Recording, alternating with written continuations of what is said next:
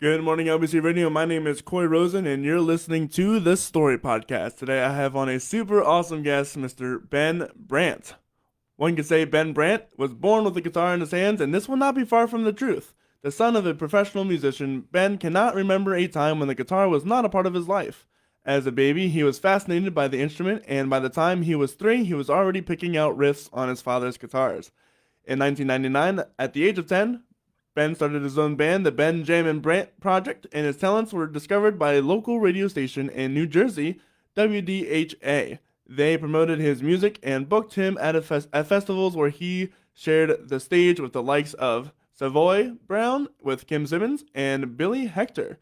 Over the years, Ben and his band have had the opportunity to open for a number of well-known acts such as Jimmy Thackery, Doyle Bramhall II, Gary Hoey, Coco Montoya, the record company, etc. He has also been called to the stage to sit in with notable guitarists such as Davy Knowles, Gabe Stillman, and Albert Castiglia.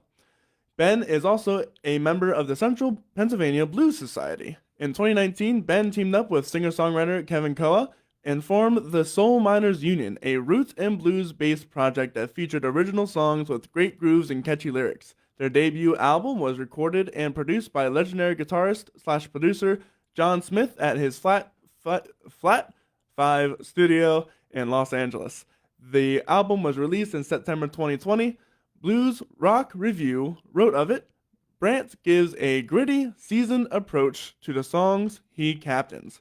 Ben's influences over the years have included a very eclectic mix of blues, prog, and rock from Chris Kane, Gary Moore, and Eric Johnson to Andy Timmons, Robin Trower, Steve Vai, and Alex Lifeson. Ben's skills are well known in the Harrisburg, PA region and the surrounding tri-state area, where he continues to perform on a regular basis. Ben is not one to be put in a box and always strives to learn new things, pushing himself and the musicians he plays with. At 32 years of age and over 20 years of playing live, Ben has acquired a lot of experience, yet he truly only has begun to show the world what he is capable of. You can find Ben and all of his projects on his website, soulminersunion.com, or you can find him on Spotify or Facebook under Facebook or Ben Brandt and the Soul Miners Union. Ben, how are you doing today? Good, Ben. How are you? Thank you for having me here. Yeah, man, I'm really excited. You've got a long list of accolades to you. It's a little long. It's a little wordy. Yeah, yeah. I started off when I was young, so I've been thankful to have the good fortune of playing a lot of my life and playing live a lot of my life. So yeah, I've had a good run with playing live on stage and sitting with some people. So yeah, it's been pretty fun. Do you think that your father being a professional musician as well helped you a lot? Definitely, yeah. I feel like having someone that kind of expedited the process to find the things I was interested in helped. So I was able to sort through the things that I didn't like faster because he was kind of like, well, you are gravitating to this. Here's more of it, you know? So he kind of pushed me down the rabbit hole a little bit. But as far as playing, he was a big influence on me. He'd pack up his truck and I'd pack up my little power wheels thing. I'd strap the amp to it and stuff. So he was definitely a big influence, both playing what I got into musically, and then the inspiration for playing live came directly from him for sure. There was a little bit of influence from like Hendrix and Stevie Ray Vaughan and stuff like that too, but my dad being like my biggest role model for sure, definitely a big part of it came from him. Did you ever get to play with him? Yeah, I did. He passed when I was 19, so I got to play with him in that band actually. Ben Jamin, he played rhythm guitar in it, and I played lead on it. And then later on, years later, my brother started playing bass, and then we formed another band called Genetic Blends was the name of that. So I played drums, he played guitar, my brother played bass. That's awesome. Yeah. That's what a great name for a family band. Right? Yeah. So you started out really young, and you grow and you grow and you grow, and you get picked up by this New Jersey, of all places, radio station. Yeah. So for a while, a lot of people don't know this either. I'm initially from New Jersey. So I moved here I moved to Pennsylvania when I was like 10 or 11. And then I moved to the Harrisburg area when I was 20, I think. So we were living in New Jersey in a suburb called Madison, which is close to Morristown, New Jersey. which has a little bit more going on. There's a radio station there, which at the time, I'm not sure if it is now, it was the area's largest rock radio station. A lot has changed. It's probably like the biggest rap station now. But there's at the time, it was a great rock station, and they had roots local artists. They'd have nationals, and they would put together festivals and these different shows and stuff. Well, my dad was there doing an interview for something completely unrelated to music, right? He like owned another company, and he was on the sister station doing an ad for this company, right? Mm-hmm. And I wandered around the place, like I was telling you today, like I'll wander around, I'll get lost. I have my whole life, and then I meet people. So I was wandering around, and I saw the engineer, like the main engineer guy. And he was sitting at his desk, and he had a Strat in the corner of his room, and I didn't know the guy. I walked into his office and took the guitar off the stand and started playing it. Oh my goodness. He's like, so you're good, but who are you, and where's your dad, and like, Right, why are you in why my are you here? office? Yeah, like what's happening? So he found my dad, who was in the middle of an interview with this guy for this other thing that he was on for, and they started talking, and I was put in a studio because of them. We did a run of shows, and we opened up that show with Savoy Brown and Billy Hector because of that show. But it ended up being just spontaneous because I was wandering around. Yeah, I just couldn't sit still, so I was just wandering around. That's awesome though. Yeah. It's really just truly during the headlight moments where you're like, I don't know what's going on, that makes something happen. It's funny because I still do that now. Right. The same thing. I still have the same approach. It's like, I don't know if it's going to be possible. I should just try it, and then things work out that way. Yeah, no, and that's a great advice to musicians anyway. Don't be scared. Yeah, you have to take. There's definitely a risk involved in In the business, playing 100%. sure. Yeah, And especially wandering around for sure. yeah, definitely, definitely.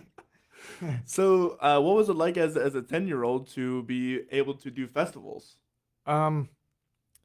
When I look back on it now, it's like, whoa, kind of crazy. But like at the time, I wanted to play with my Game Boy.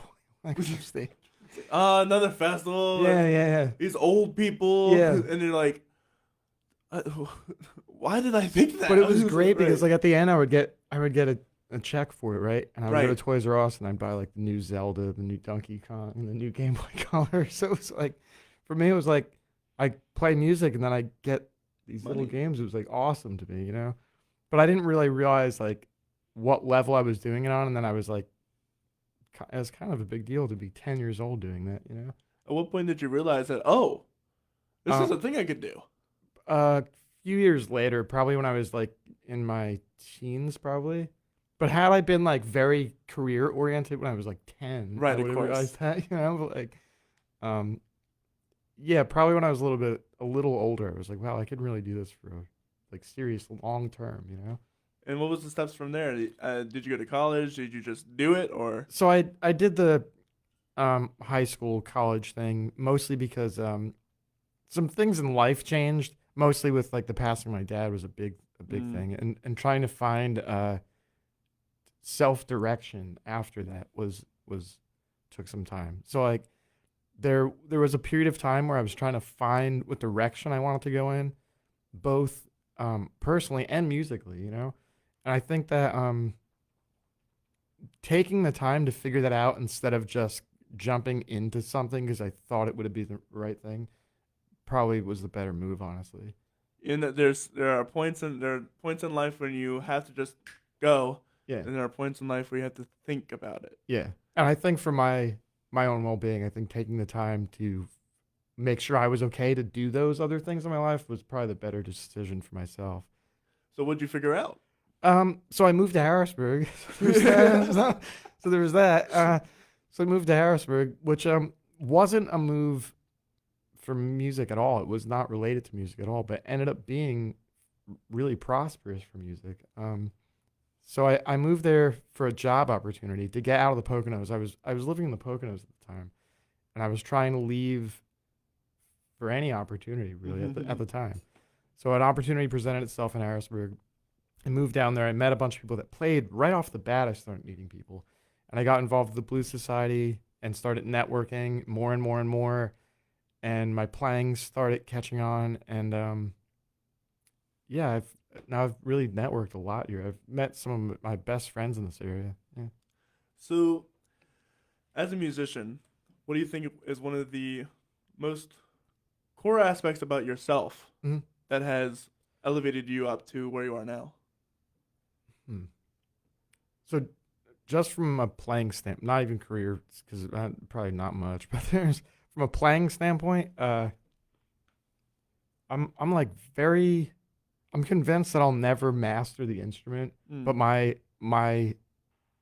my desire to try to master a little percentage of that is like I'm really hungry to learn about the guitar still. Like I've been doing this for a long time, and like I love playing. I love plugging into an amp. I love like messing with pedals. I love being inspired by sounds and stuff. So I think finding new ways to stay inspired is really how you like stay creating new things all these years, you know, and grow as an instrument as a musician. Because I mean, if you're inspired and you're learning new things, you're gonna be growing, you know. So you move to Harrisburg, you decide, oh wow, I'm meeting all these musicians, I'm starting to play more, Yeah. and you decide to start a band. Yeah. So when I moved here, I didn't have a band, and then I started. I could tell there was a people wanted to see me play live because I was going to a lot of open mics with friends, and there was people wanted a gig and stuff, you know. Mm-hmm. So I put some musicians from the Blues Society together. And we started, which was the Ben Brandt Trio at the time, and I played all over the place. So we would travel all over. We play 3 and 4 and 5 days a week. We travel down to Maryland and D.C. and play in New York, Carlisle, all over the place. And then we started around 2018, 2019. I'd been playing with who's listed in the later part of the bio, Kevin Koa, who some of you may know. He's a great singer-songwriter in the area. We were collaborating for a while, doing a duo thing, and it just made sense to to name it a formal band, you know? I felt like in collaborating, the focus needed to be on the songs and not so much on one specific person. I think that it changes the listener's perspective of things when it's a band and the focus is on the songs and not so much on like the guitarist and that one guy Right. being a soloist. So my perspectives have changed a little bit as far as how I view a career, but that's how the Soul Miners formed. It was out of the trio, but because I I saw it as a full picture. I kind of want it to be a full band. I think it has more marketability that way, and I think that it changes the dynamic a little bit, you know. And so why the Soul Miners Union? I'm not sure how we settled on that specific name. There was a lot of back and forth, just trying to come up with something that felt right, you know. And I think that it felt authentic to us at the time. Because if you're living in Pennsylvania, we thought like coal, like you're mining coal, and Right. you gotta like mine and work hard to find songs that are within you. You know, you gotta like mine your emotions and like mine like The darkest, deepest parts of you. yeah, and like and authentically be in touch with that kind of stuff. You know, Yeah. because like I'm very adamant about trying to be authentic with like the things that I write about and try to like come from a place that's like really within inside me. You know. So Soul Miners felt like that kind of thing. Like I'm wearing the shirt. This is the first logo that we did actually. So it was like the That's cool. canary in the coal mine, the Pennsylvania Keystone, the things crossing each other. So it made a lot of sense, you know, as a full. So that's kind of how we went with that. You ever heard of Shane Spiel by chance? Definitely, yeah. You know, he just made a cigar. Well, he made a guitar out of a pickaxe. Yeah. Dude, that would be insane to play. Yeah, with the that would Soul be Miners. great with this. Yeah. Yeah, I should reach out to him and ask him about that. Yeah, that'd be really cool. Yeah. So you start writing your own music, and how does your songwriting process work between the two of you? Is it just do you collaborate, or does he maybe just bring up a song and then you maybe bring up a song? So at that time when we were collaborating, because Soul Miners reformed after the. Gotcha. This was 2019, so a little after the pandemic. So during this process, when we were writing Back to Life, which is the album that we put out, we were both kind of presenting each other with ideas. It was like I would write something and come to him, and we'd be like, what do you have an idea for a hook or something? Mm. And vice versa. We both write lyrics, collaborate, or one of us would write lyrics and bring them to each other and kind of do pieces like that. Some things were written entirely individually, and then some parts were collaborative things, you know? So I think that mixing up your approach to writing music is good.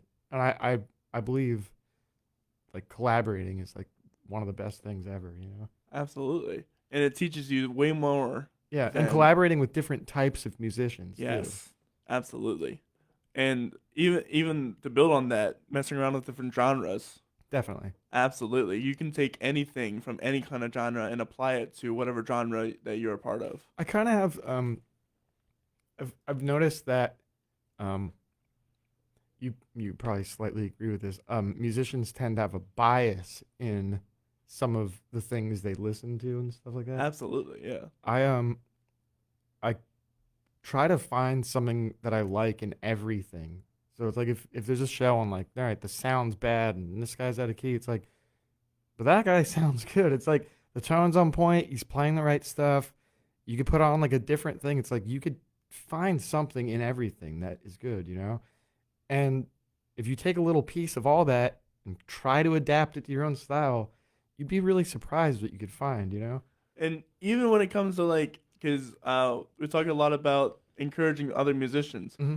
Don't, if you're right, if the singing is bad or the drummer's off time, whatever, find the little nugget that's really good and go up to them and say, listen, that was an amazing guitar solo. Or that was an Exactly. amazing bass. You crunched that bass solo. And you'd be surprised the friends that you make because of those things, and the people that are you change somebody's whole night by approaching them like that, you know? Yeah. And I mean, at the same time, from a musician, I just think that we should be a little bit more open to things being a little wrong sometimes and still Yes. finding the beauty in them. It's live. Yeah. It's not Yeah. a studio recording. Yeah. It's not going to be the same. Yeah. There's going to be mess ups that happen.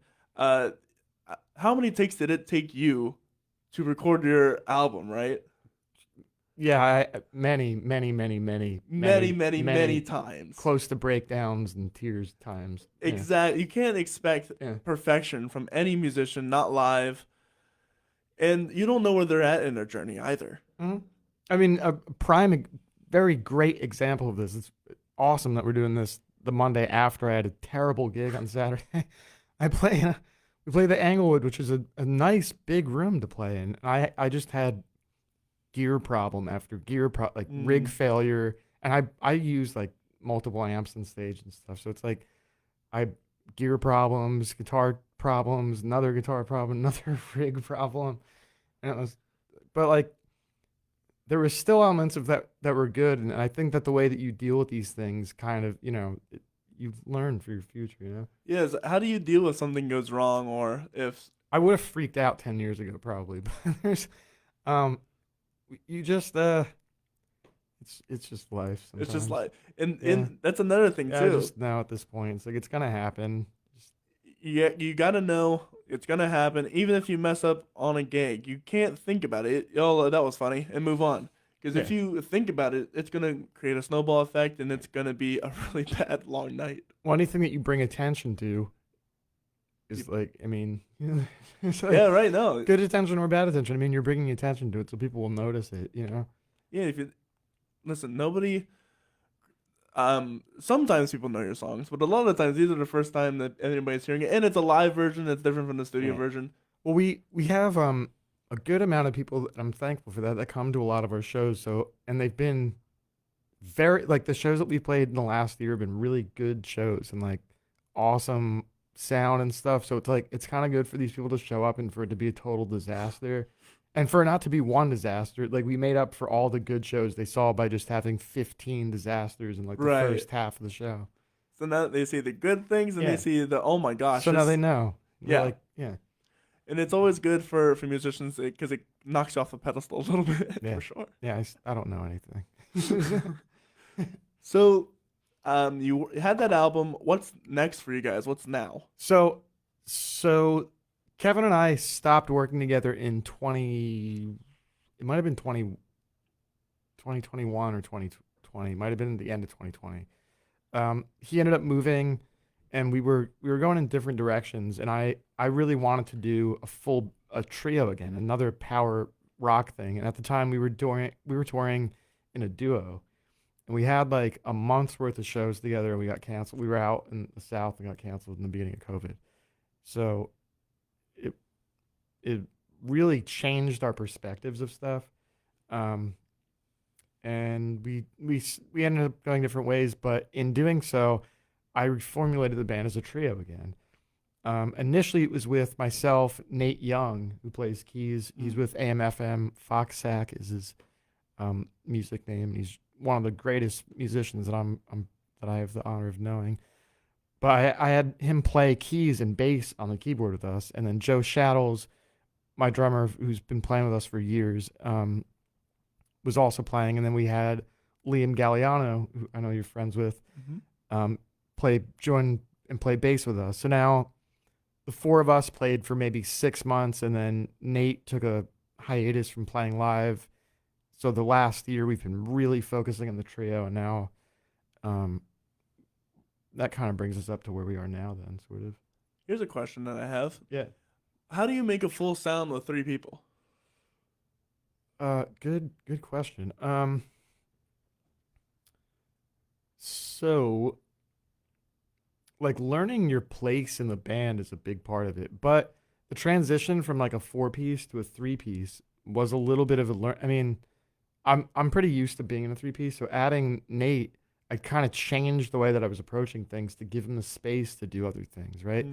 So when it went back to the 3-piece, and our first gig back was like a theater together, and it was like, oh, there's a lot of stuff missing now, you know?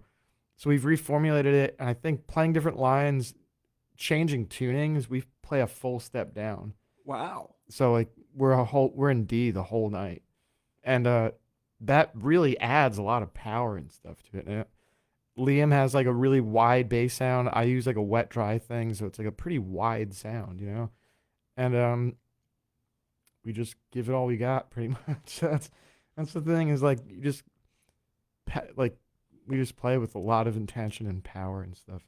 Yeah, I must say, knowing you or having heard of all your music, Thanks. and then knowing Liam Galliano, Yeah.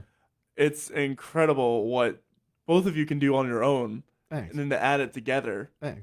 it's wild. Thanks. Yeah, I'm really lucky to be playing with guys like Liam and Joe.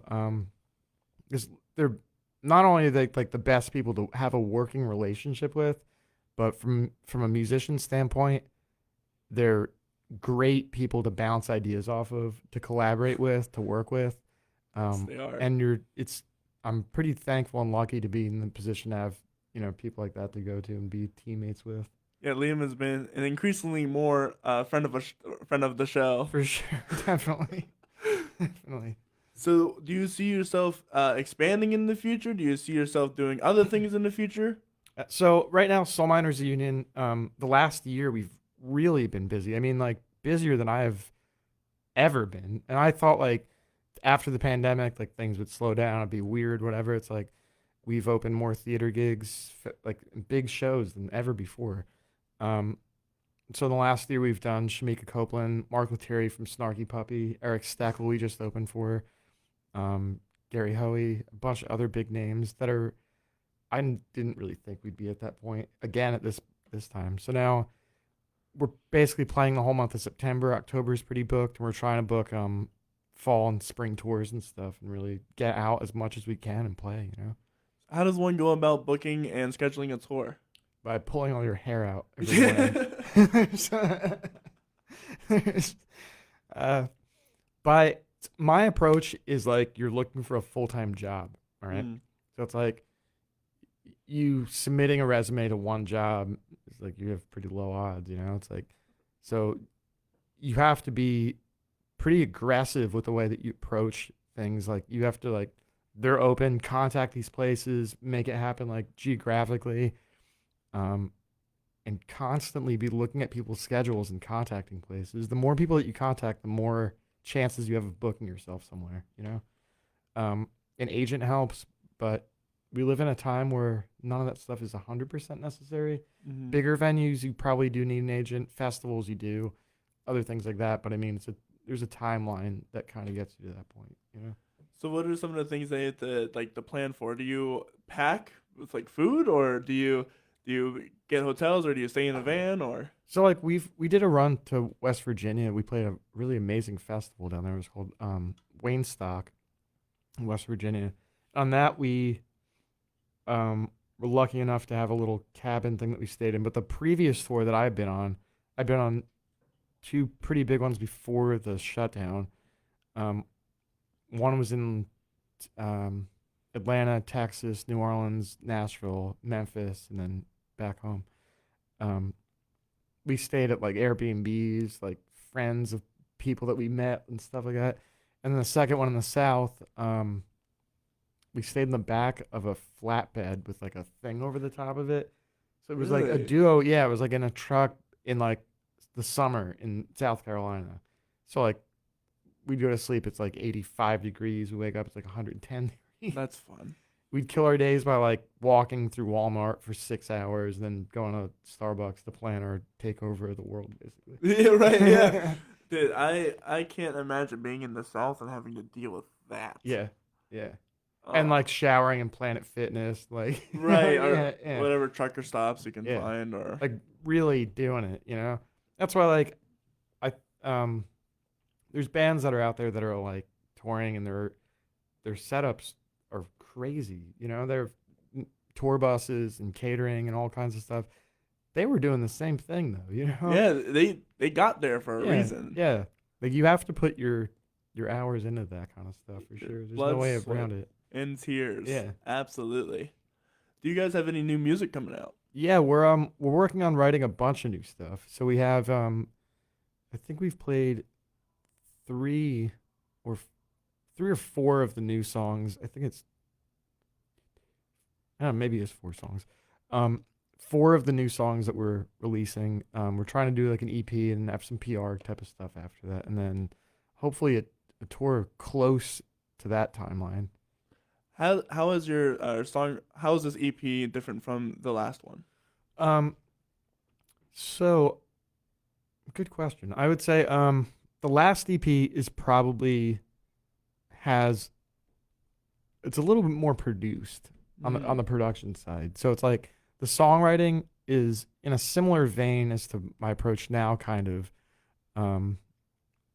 But the production will be way different. I'm kind of seeing it more like a classic, you know, like REO Speedwagon like that awesome compression type of production, like the classic rock albums have.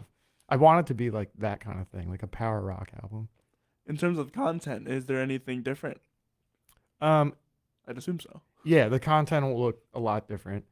I think the whole vibe will be a little bit different after the next album comes out for sure.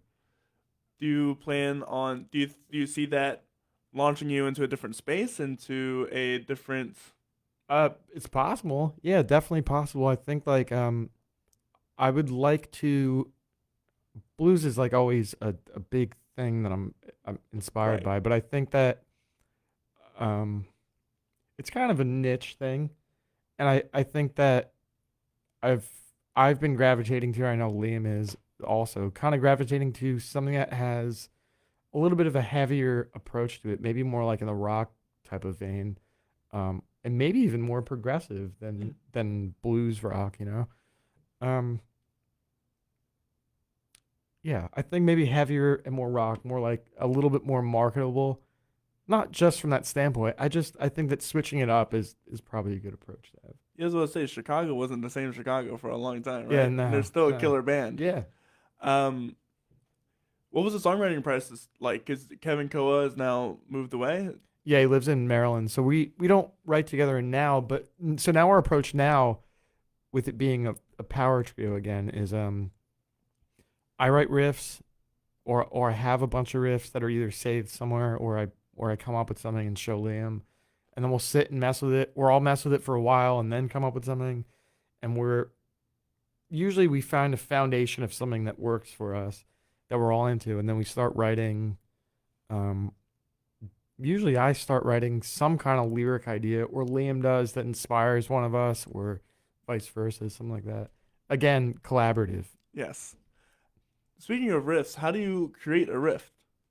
Um, I just play guitar all the You just time. play guitar. That's Yeah. fair enough. Yeah. I feel like you'll be like, watching something on TV, like Sopranos or something. I'll like play the song that I want Tony to be walking around to. And like I'll come up with a riff there, or like I'll write the theme song for like the dog walking around the house, and like there's maybe a yeah. It's like they're usually like pretty like random things, and it's cool too because now I live with Liam. He's constantly he picks out stuff am I playing that I don't realize could be a riff. Oh. So like I'll play something. He's like, that should be the transition from this part to this part, and I don't think about it like that, because I'm just always like mumbling stuff with my fingers in the fretboard. It's always good to live with another musician because they will point stuff out that you will never ever think Yeah, of. he's like, whoa, what is that? I'm like, what is what? What do you mean? I'm just messing around with my guitar. Yeah, so it's great to have people like that because I mean, we'll probably end up writing even more songs now because I think that for every positive attribute that a songwriter has, there is a negative somewhere. Sometimes the negative is like over analyzing your music or sitting with an idea for too long and then it just becomes stagnant and you can't think of anything to fit. You know what I mean? Mm-hmm. Like sometimes like we're coming up with an idea and it just being like, all right, we're using that as like a good approach to have. So, what do you think is the most memorable lesson you've learned in all of your career so far? Wow. Single lesson or lessons? We can go with lessons. There's a couple of them. All right, so how about a lesson for different categories? Sure, So let's do it. so from a musician standpoint, I would say being humble is a really big one. So like nobody likes arrogant people that are standoffish, No.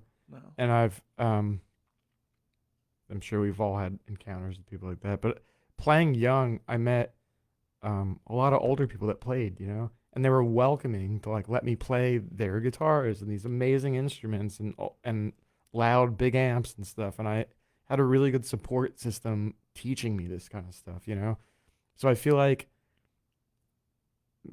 musicians generally should kind of have the similar approach, kind of having a level head and realizing there's people on all different levels, and kind of paying it forward is a really valuable lesson that you could learn as a musician because somebody will do the same for you too, but you have to be willing and open to do the same for somebody else. I'll piggyback off of that. One of the best things you can do for yourself as a musician is being a kind person. Absolutely. It's going to pay better than any gig you could ever afford or you could ever get.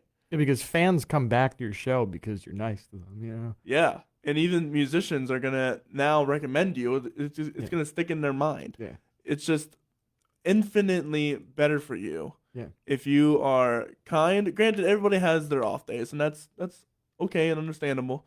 But try your best to be kind and not fake, but be kind. Yeah. Yeah, that's a big thing that is in my mind recently is like be authentic to people, and then another thing that I would say is like just a general life lesson, but a lot of it because music is patience. It really teaches you patience because we send emails for anything, It's like, why doesn't my song have a ton of likes? Why doesn't this? It's like, it's easy nowadays to compare yourself to everything because you have one of these, Yep. So Instagram, you can compare yourself to every guitarist or whatever, but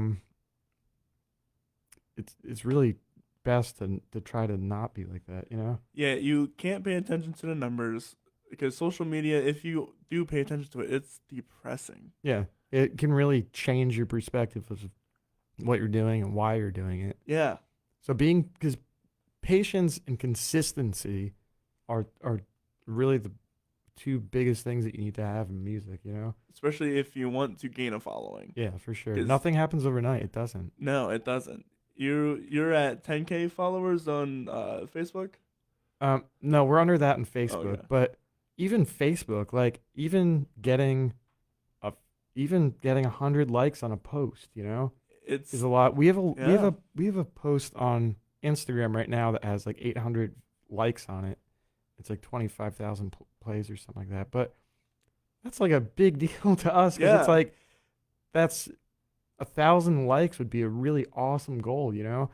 But that takes patience. I mean, it took like days of posting every single day and stuff, and being really consistent. And it's discouraging sometimes, but perseverance is sometimes why people break through to the other side. Actually, Yeah.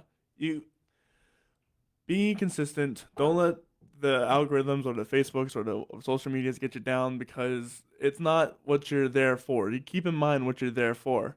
Keep your passion about the music, yeah, not about the following. yeah. And For sure. I tend to even I have to remind myself of that sometimes because I mean everybody has a day where you're like, why am I doing this for? It's like, but then I'm like, okay, well, I do have all of this stuff going on, but it's easy to think of where you want to be and like not hmm appreciate where you are right now and realizing that like, oh, these things will pay off in time, and you can't overlook all the things that you're involved in at the time.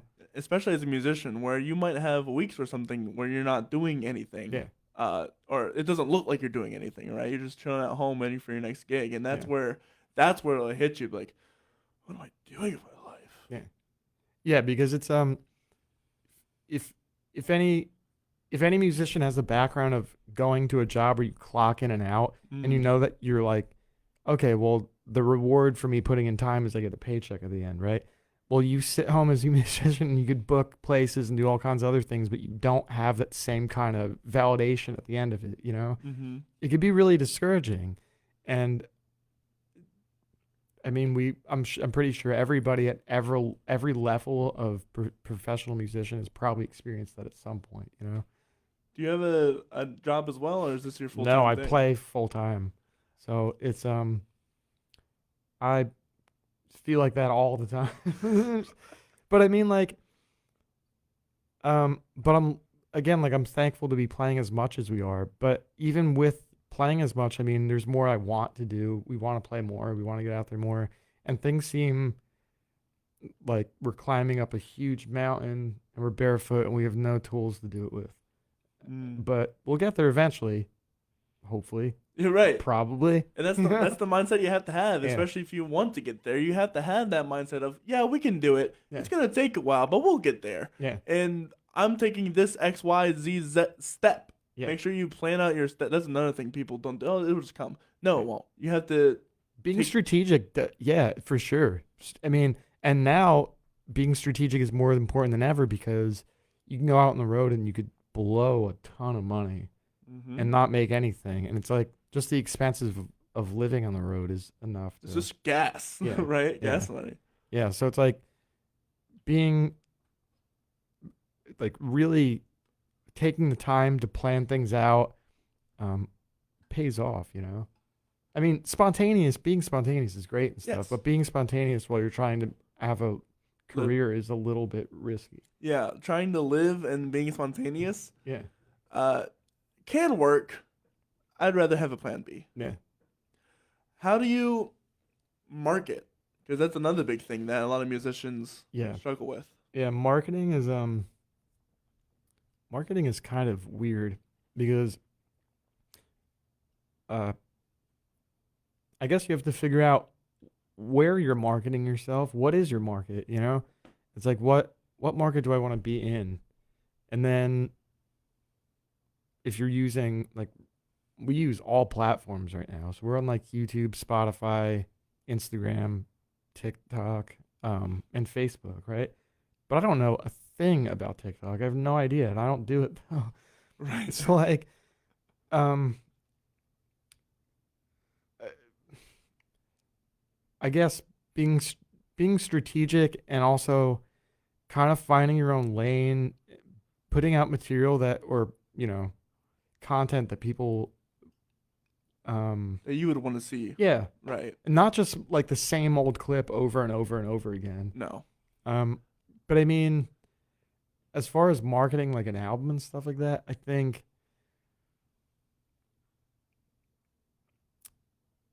there's a lot of variables with marketing albums that are pretty confusing sometimes. I think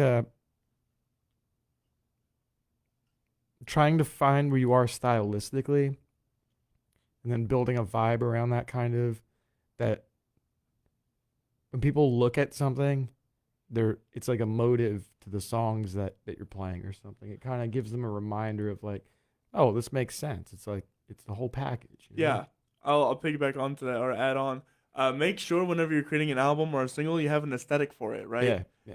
Create that whatever that aesthetic for the album is. Make sure your promos stuff around that, your logos or your album cover, it reflects that nature. Find and reach out to different artists too. That's another thing. Yeah. People like to get stuck with one artist, and that's the one art style. Yeah. Reach out, branch out, look for different designers, and not only are you going to be networking for future work, it's also going to give you more perspective and say, oh, I actually really like that kind of art style for this thing, but I like this artist for that certain thing.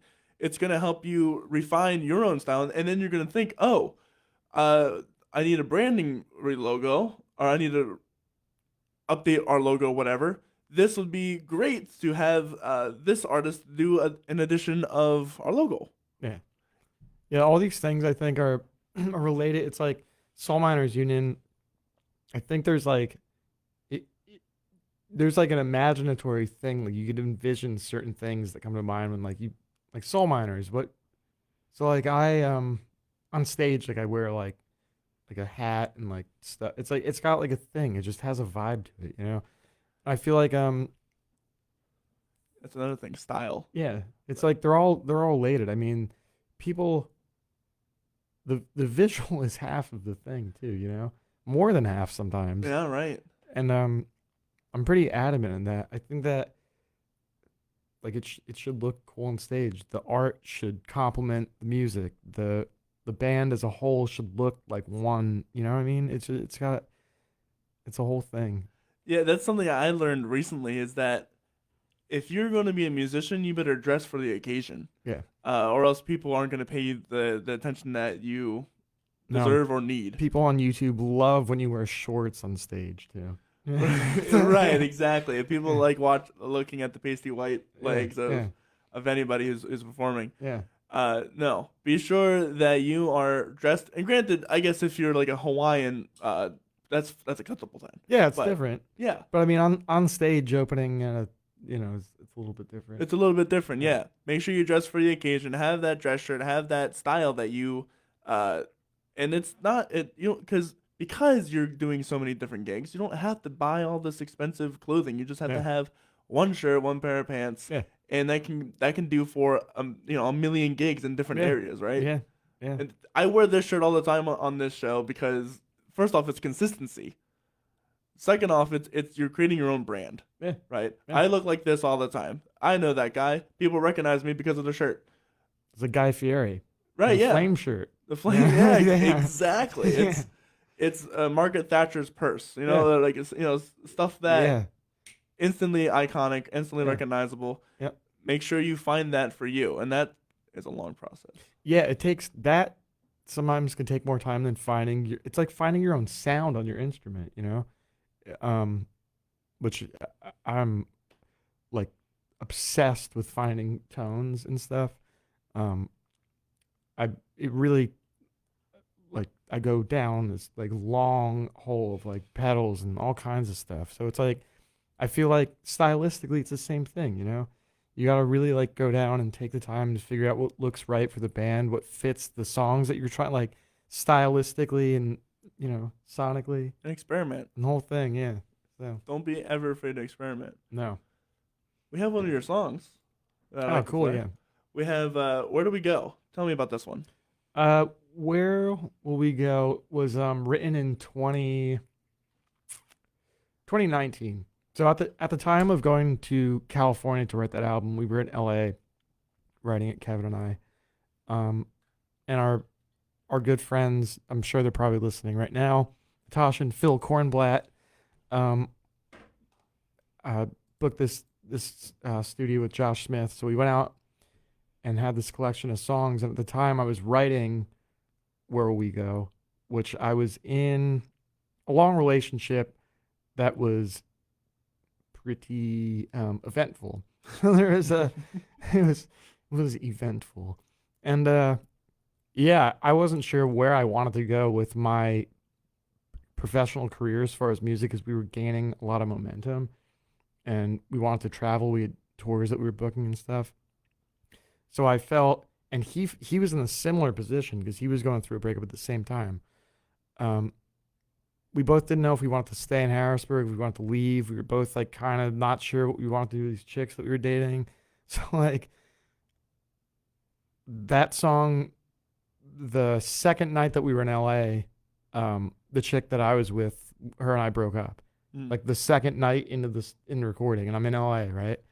So we finished writing that song, and that's where we go came from. A breakup, not knowing what direction I was coming from, sitting in Los Angeles, awake all night because the time zones are different. Right. And all sorts of discombobulation going on. Yeah, that's where we are. This is Where We Go by the Soul Miners Union.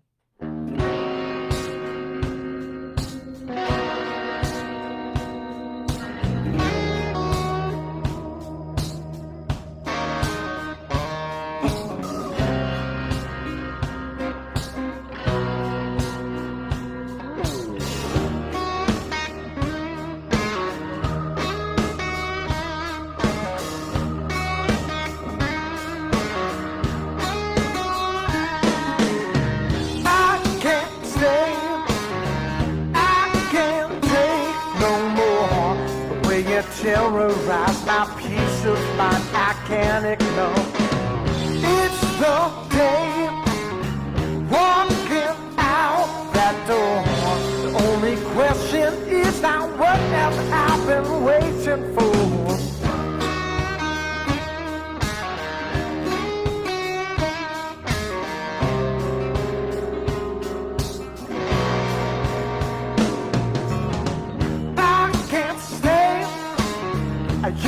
Can't change my mind. Invitations open, but I wish you would not try. It's too late. You've run out of time. Now you're distracted by a future I can't visualize. Where do we go? Where do we go from here? Where do we go?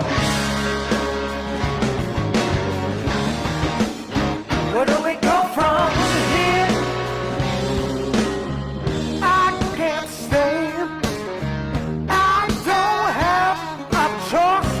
Every time you're around, I speak my mind, I lose my voice. It's a shame that there's so much noise. I'm in too much pain, can't hide it like I did before. Where do we go? Where do we go from here? Where do we go? Where do we go from here?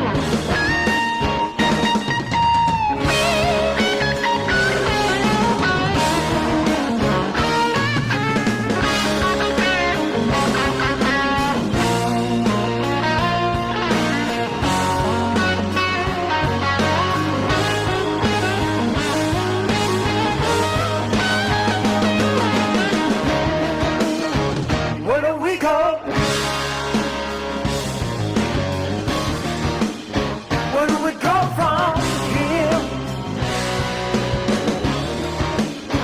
Where do we go? Where do we go from here? Where will we go?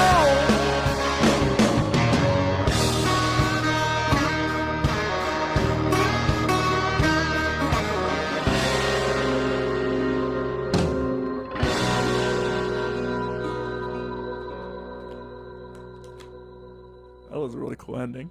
Yeah, thanks. Where do we go from here? That's from the Soul Miners Union. Yep. We have another one of your songs, End of Time. So End of Time, similar vein to where, again, like two dudes in California full of confusion and heartbreak and in and out too. So there's Right. yeah, like throw that in there, you have a pretty emotional album. So, question: did you go to California originally to write this album, or Yeah. were you just there? All this stuff happened, and it completely changed your plans? Yeah, so the initial plan was to go to LA to record what would be our first album. We had, I think, like all but two or three songs finalized, like totally done with the structures basically. And then we finished two or three while we were there. These two are both ones that I finished lyrically in the arrangements of while I was there. But End of Time, again, similar vein of where we go. Not really sure what direction I was going in, feeling like it was the end of the chapter I was in at the time, you know, and knowing that, well, there's a line in it that says, I'll be waiting for you till the end of time, which kind of is like a reminder that if you leave the places that your comfort, that, you know, where your comfort lies, those things are still there when you leave.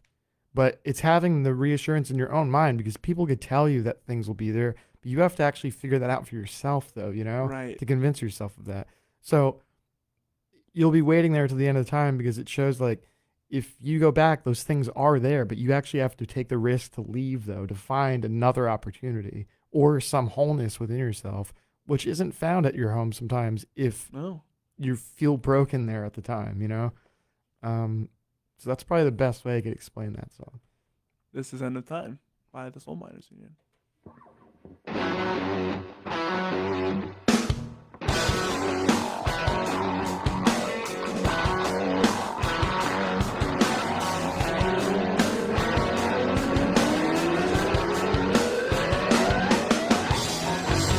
I could show you things you wouldn't forget, and I could take you to the edge of regret. I'll be waiting for you, patient, on the other side.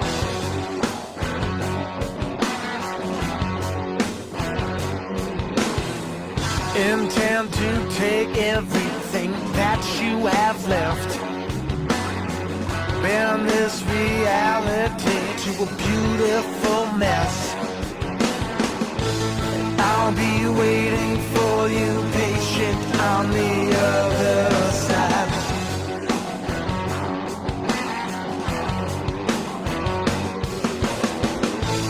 I'll be waiting for you, patient, till the end of time.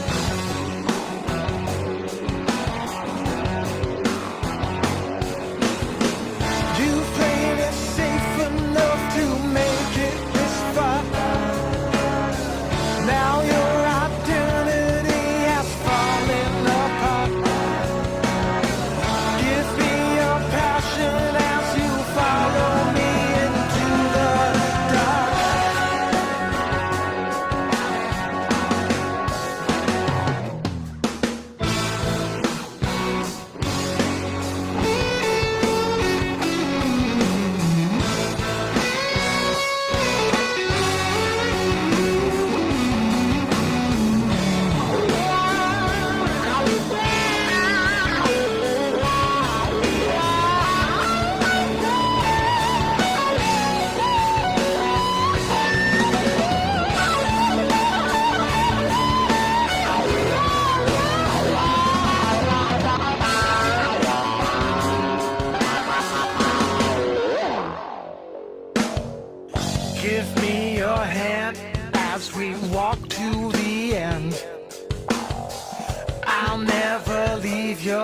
love, it's all I have left. I'll be waiting for you, patient, on the other side.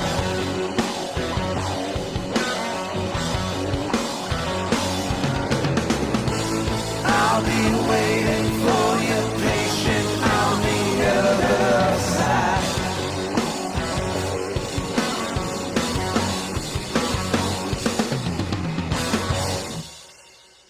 And that was End of Time by the Soul Miners Union. Yeah, man. Ben, where can people find you? So we are on, if you want to check out what our schedule is, we are on soulminersunion.com. We have our tour schedule out there. We have links for media and all of our, Facebook, Instagram, and all that kind of stuff is all in there. And if you want to keep going with us, you can follow us at The Story, Corey Rosen. Search that up anywhere. We're getting our website together soon, finally. Yeah, man. That's important. But if you want to follow us on Spotify, Apple Podcasts, just search up The Story, Corey Rosen. Do it there. If you want to support us, like, comment, subscribe, share. For the radio, we're going to get back to the music, but we're going to continue here on Facebook Live. With all that said, those on the radio, see you guys later. See you guys.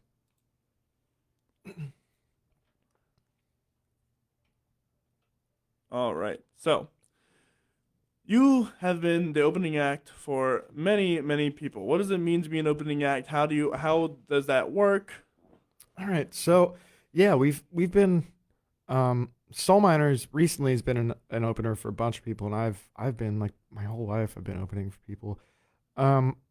It's a different type of gig for sure, definitely. Because you're the one that is usually left out of the communication. So you get up, you don't know what you're doing. You can't find the contact of the venue. But usually it's pretty quick though. So like you meet the people that you're opening for, which I've met a lot of these people, and they're really awesome people. But the sets are usually a half hour, maybe an hour at some places. Usually it's like an hour to 45 minutes. You play your songs. Usually we try to do as much original stuff as we can at those. I'd imagine so. Yeah. And the venues are great that a lot of these double bills are at. They're at like places like Sellersville Theater. I've done one at Carroll Art Center, XL Live, Englewood, a couple other places. So it's a different process because you are rushing there to set up and stuff. You got to rush to get off stage, and like you're hoping that you're not forgetting all your stuff on stage. The mix sometimes can be a little fast. The process can be a little fast, but I mean those are the gigs that you want, though. You know, you want the gigs that are a Sunday night, 3 or 4 hours away, and you're playing to like 500 or 600 people, and it's full. You know, with the goal to be the one that's, you know, the headliner at some point. Right. But I mean, there's some really amazing opportunities that come out of being an opener, which is why it's great to be an opener. Talk about some of those opportunities. You have connections as far as the venue. You meet the venue. You become friends with the venue, especially if they're really into that act and the act likes, you know, like we played Phantom Power. We opened for Shamika Copeland there, who Shamika's just huge in the show. The turnout was not what they were completely expecting because of where it was right after the pandemic. Right. But the draw that we had and the response from the crowd was like really amazing. So now Liam and I have gone back there and we just hang out. Like Shannon and Greg both know us now, and it's really awesome because you build a relationship with these people. Because, you know, they're happy that the main guy they hired there is happy, you know? Mm-hmm. So we really try to do the best that we possibly can at these shows. And we set up a nice merch thing and, like, you know, get to meet people. So it's really cool because you're meeting fans that pay to see music, you know? Yeah, and that's where you're going to get your diehard followers from. Definitely. And a lot of these people, this happens a lot. The reoccurring comment is, this is why you see the opening band. Like, we weren't expecting this. This is why you see the opening band. It's like, most of these bands that you're opening for, they were the opening band at some point, Some you point know? for somebody else. Yeah, Right. so it's again, you got to put the work in, but if you do to put the work in with a bunch of opening spots, it really could pay off because sometimes they pick you up for a run, you know? Yeah, that's another thing. True. Yeah, if you're an opening act, whoever is the headliner might pick you up for the next tour Yeah. Yep. because you did so well or you Yeah. fit the bill Yep. so well. Yep. What is it like to meet some of these incredible musicians, headlining acts? It's been really pretty cool for me because a lot of these guys that I'm friends with now uh are like my biggest influences in playing. So I didn't get to open for these three people that I'll mention, but I've got to meet them through playing and stuff. Um, First being Josh Smith, who produced my album, and Josh is like, not only is he one of the most amazing players that you'll see, his knowledge of jazz and theory and reading and writing and production, the whole thing, he's like the ultimate, like, I want to be like that kind of player, you know? And then to like see what kind of person he was like, he's like just the coolest guy in the world. And then another one is Chris Kane. He's like one of my biggest influences. Chris is just an amazing player.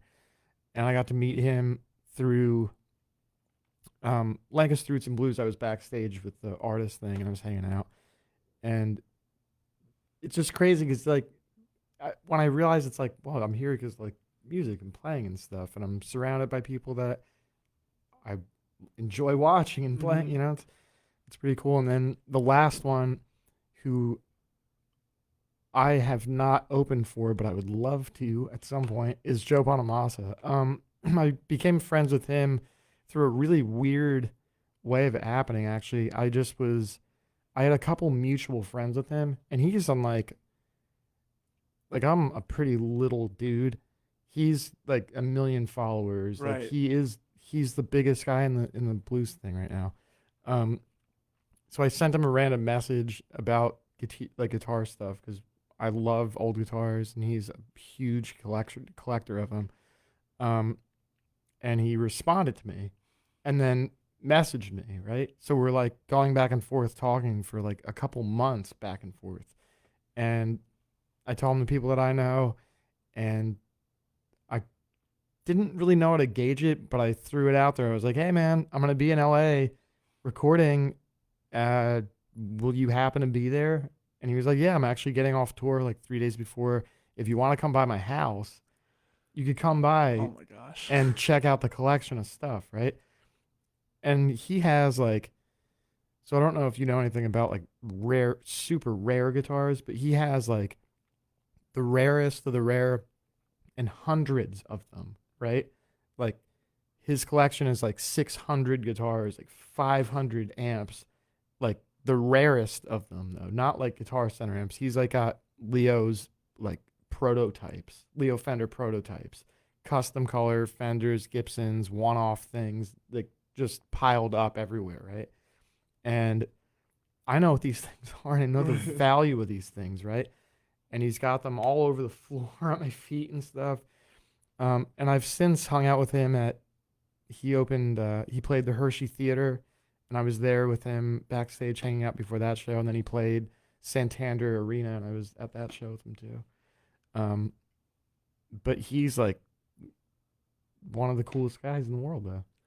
It's insane how some of these bigger musicians take chances on people. Yeah, it's kind of crazy because I have, again, some of my mutual friends now know him, and I don't know how that worked out. I don't know.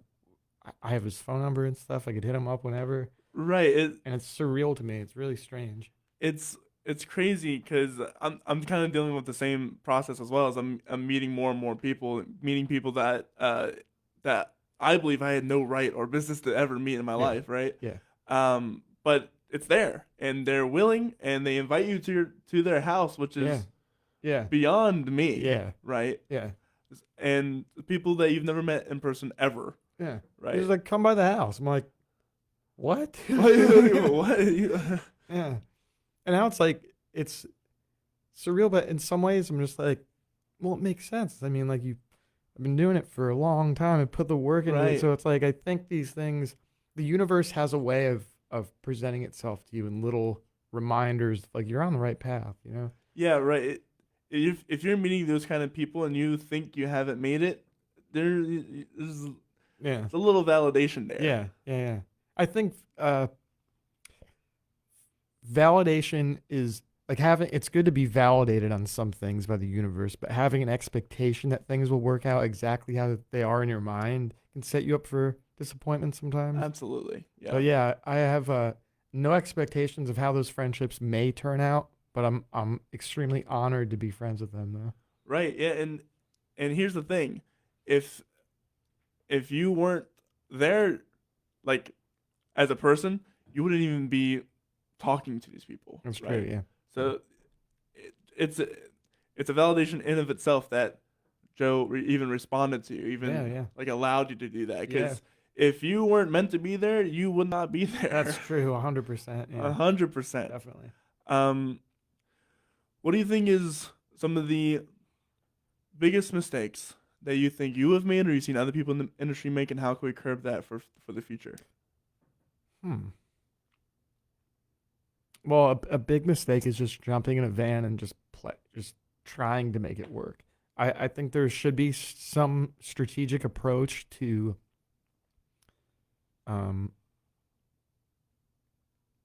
there should be some strategic planning to that kind of stuff, especially when you're not sure, when you're just getting off the ground.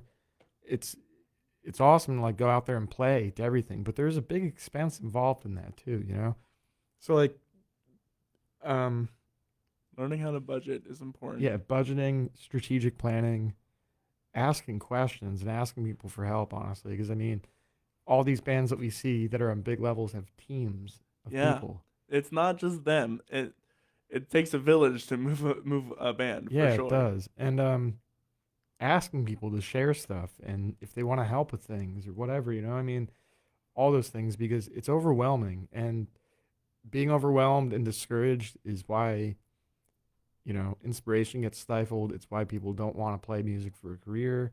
And here's the biggest part of the advice.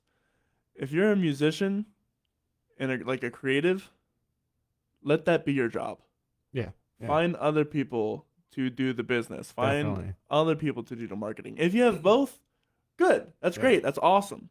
But if you got to realize where your talents fall short, you got to realize where you end and someone else has to begin. Like I'm pretty good at the Instagram thing for my own thing, but it's like my girlfriend handles the band stuff right now, right? And she's great at doing it. So it's like we have that. It's like Liam's girlfriend helps out a little bit in the TikTok and stuff. It's like because they're good at doing that stuff, Yeah. Like, Liam and I are not good at doing that stuff, So it's like we'll make the content and stuff, but we're just not. It's like that's not my thing. It's the hashtags, Yeah.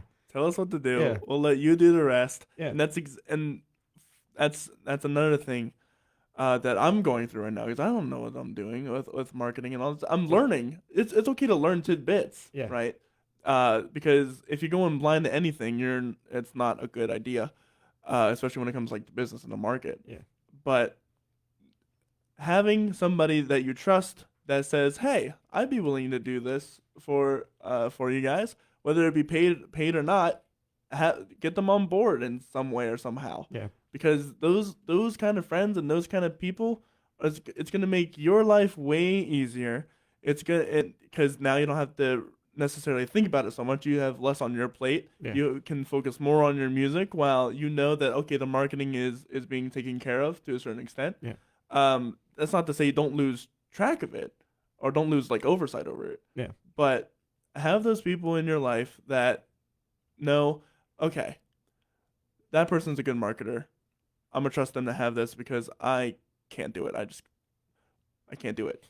Yeah, I mean, musicians can be can be one track sometimes. And they can be too controlling over themselves. Yeah. Yeah, and yeah, I don't really know many people that are amazing at playing that are also great out with the social media and they're doing all their press and they're booking all their shows. Like, I want to meet that guy. Say people think I have it all together, but I do not. If you look behind the scenes, I could tell you X, Y, Z reasons why. Yeah. This is hard. Yeah. And we were just talking about it today. How hard it is just to generate content, because you got to. Another good thing is to be recording yourself all the time, for sure. Yeah. Because how are you gonna have a wealth of content to promote if you don't record yourself? Yeah, for sure. There's it's sometimes kind of weird knowing that you're being filmed all the time. Like I have I mentioned her before, Natasha Kornblatt films. She's like our videographer basically. She films like every one of our shows. But with that, I have like a very professional camera, like close up on my hands the whole time, and like I feel like I used to think about it a whole bunch, you know, and now it's like that's content. Thousands of people see those videos. It's like, and even more like right now we were talking before, our Instagram. One of them has like 25,000 plays on it. Mm-hmm. It's like it's weird knowing I'm being filmed, but it's great to know that you have material that you can do that kind of stuff with, you know? And also, you can look back at that material and critique yourself. Yeah, too. you learn a lot. Yeah, we listen back to mixes all the time because of stuff like that. Vocal approaches, mixes, what instruments we're using at the time. It's good to be able to go back to reference that kind of stuff. If anything, it's reference material to become a better musician, you know? Absolutely. And you should, even though if you might hate it to everything, because that is a thing. You have to get used to hearing yourself and watching yourself play, because that's the only way you're going to grow. And granted, you should look back at some stuff and be like, oh my gosh, what was I doing? Yeah, and I think everybody has that moment at some point. Yeah, for sure. So what is one thing that you know now that you wish you had known when you first started? One thing that I wish I knew when I was starting, that playing to 10,000 people takes playing 10,000 gigs to one person, and then to 9,999 people, and then to 10,000 people. So, right. No, it's just that things take a lot of friggin' time, and that you need to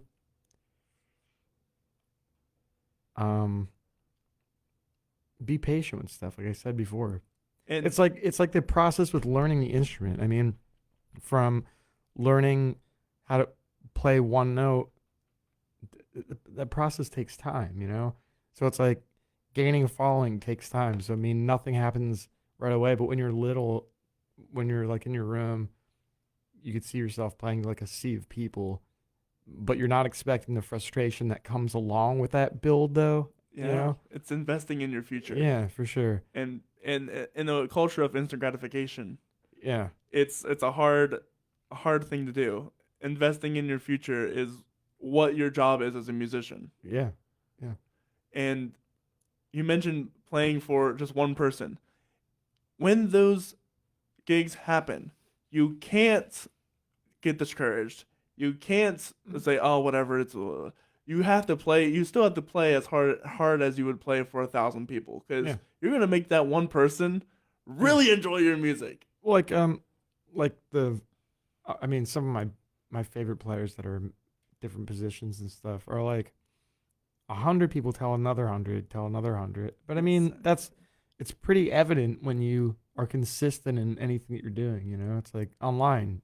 If you're consistent, you see the numbers go up. If you're consistent, you book more. If you play, you have more songs. If you know what I mean? It's like all these things go hand in hand. It's like being consistently active in what you're doing, more opportunities present themselves. And you never know who's watching. That's another thing. Definitely. You never know who's watching. Yeah.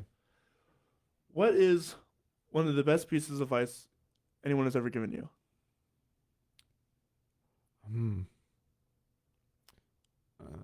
Best piece of advice.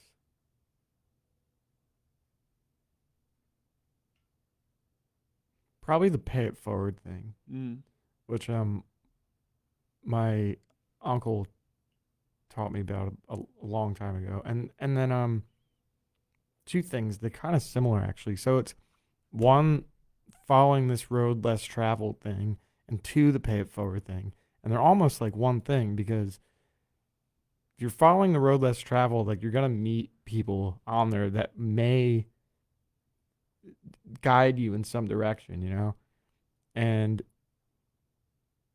that's the pay it forward thing. I was gonna say, if you're doing the road less traveled, you're gonna meet people who are just beginning, or are you're gonna be encountering people who the other musicians would just pass over. Yeah. Right. Yeah. And that's your pay it forward. Yeah. And I think that, like that's so valuable to learn in life too. Absolutely. It was just outside of music too. Yes. Yeah. Learn how to, go the path unfollowed. You kind of find your lane, and at the same time, it's like, pay those lessons forward to people, because you'll be surprised the things that people have to tell you and show you. You might save some time there. Yeah, you're gonna save so much time. Yeah. One last question. Yeah. What is one of the funniest or worst things that ever happened to you on a gig?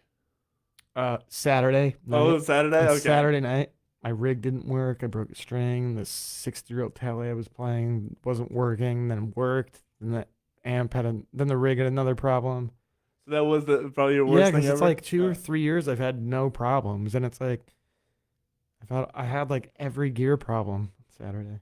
So how did you deal with that? Did you just, the show goes on, or? I have like a working, he's not even a guitar tech. He's just like one of my friends. Like, he's Phil, actually. So Phil is I bring nice guitars with me to shows, and he is like my guitar security, sort of.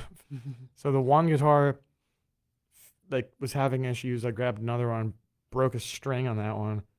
He grabbed the other one, and it was fine at that point. So just knowing it happens. I would have been really in a bad position if I didn't have another guitar.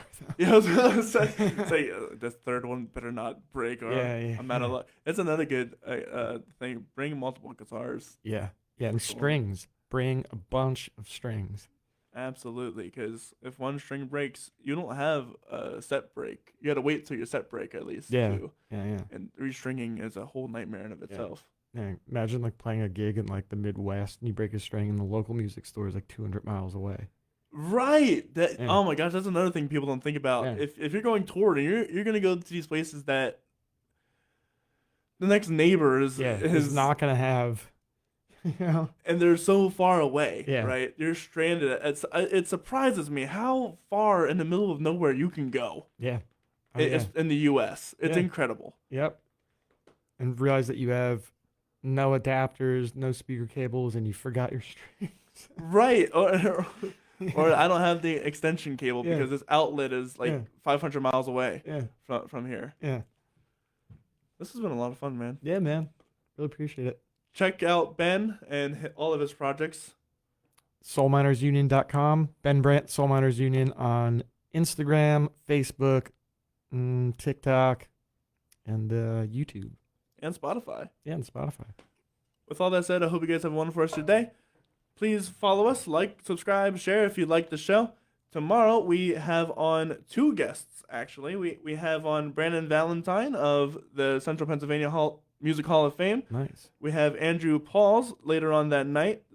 We also have Mike Bitts coming on Wednesday. We have Chris Keeney, a returning guest. He's going to bring a really ancient instrument called the oud, which is an old churchy, really, really old guitar. Nice. Put it that way. Nice.